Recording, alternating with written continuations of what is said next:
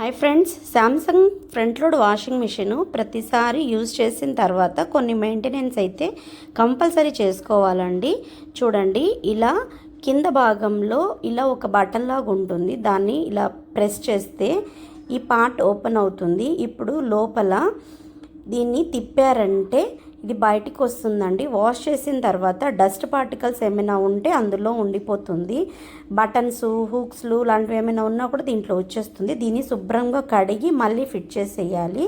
దానికి ఈ మూతను కూడా పెట్టేసి అలా ప్రెస్ చేసామంటే సరిపోతుంది. ఈ పని మాత్రం ఎవ్రీ వాష్కి ఒకసారి అయితే కంపల్సరీగా చేసుకోవాలి, లేకపోతే ఆ వాటర్ అంతా స్మెల్ వస్తుంది.